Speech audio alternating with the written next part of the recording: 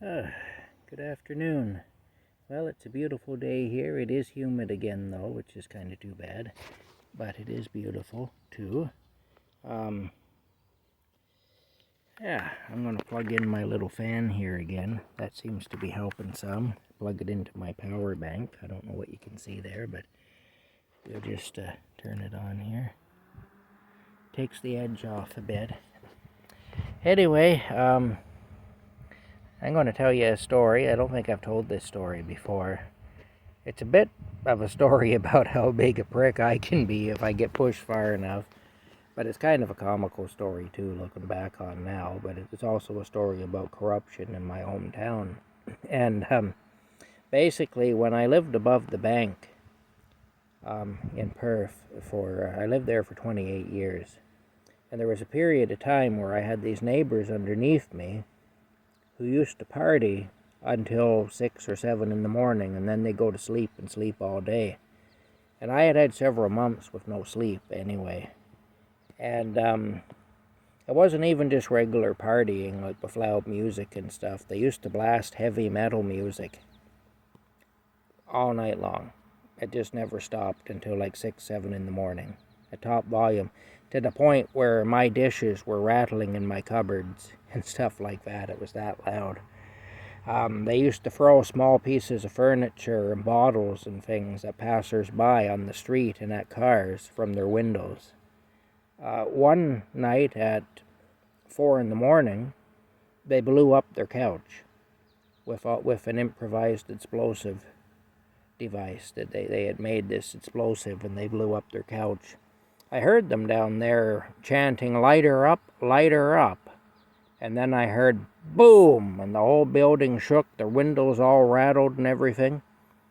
And I found out it was their couch because at 6 o'clock in the morning, I heard them dragging something down the fire escape at the back of the building. And I looked out the window, and they were dragging their couch, which was completely flattened. And it was singed. It had been a white couch, and you could see where it was singed from where it had been on fire.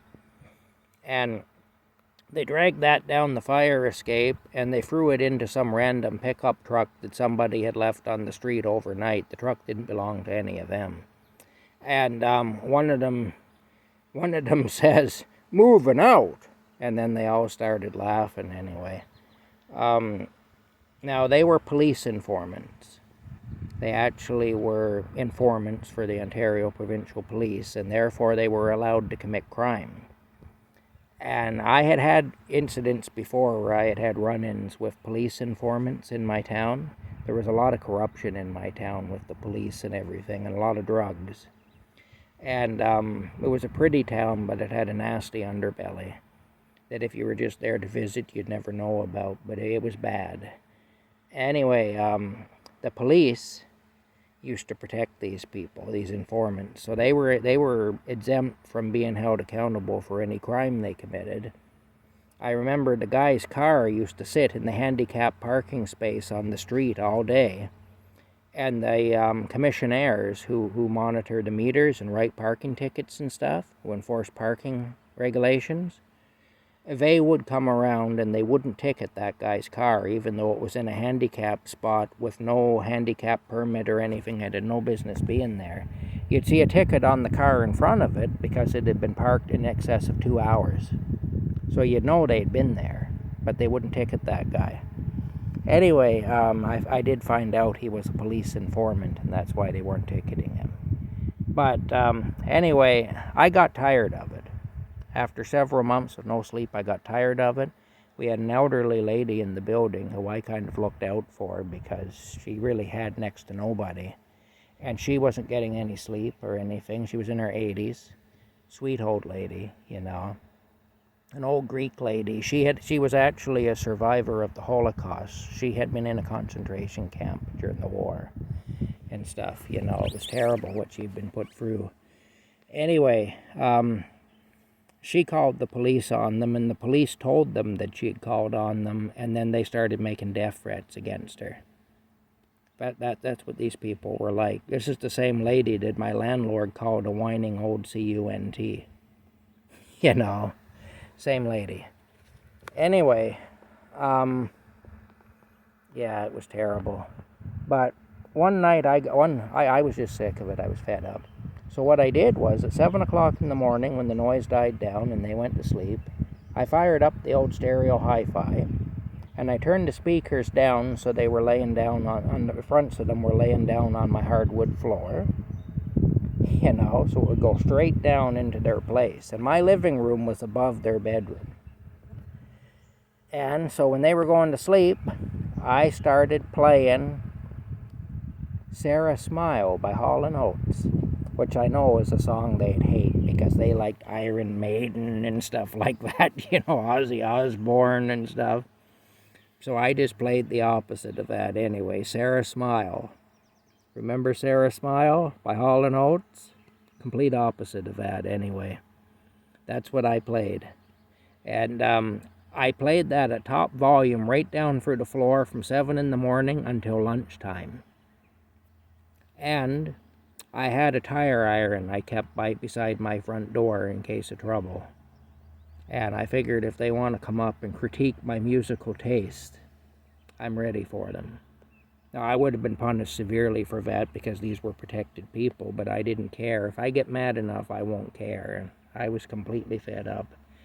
There was one time one of them puked in the recycling box and left it outside their door, and it stayed there for over a month. It was like 6 weeks it was there, and all you could smell in the second floor hallway was puke, When you come up into the building, you had to go through the second floor to get to the third floor where I was. It was a 3-story building, and old stone building built in 1911 downtown. It was the Royal Bank building in Perth, Ontario, anyway, Canada. If you want to see what it looked like, you can always Google it. What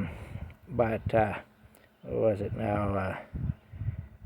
46 Gore Street East, Gore Street East, Perth, Ontario.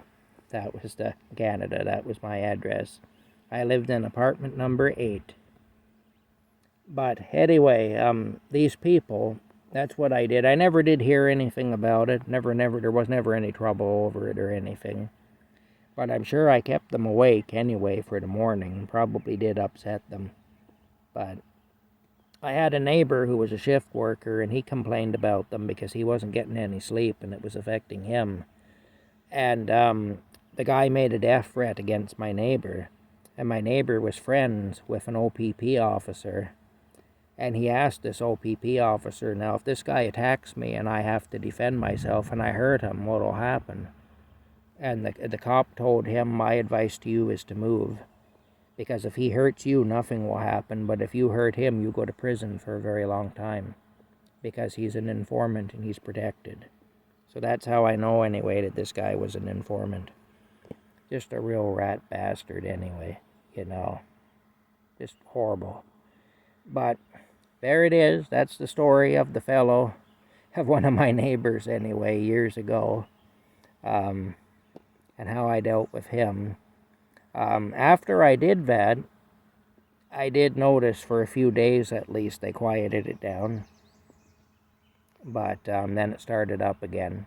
So what can you do when you're dealing with wingnuts? Anyway, that's the story. Hope you enjoyed it. We'll talk to you later. Bye for now.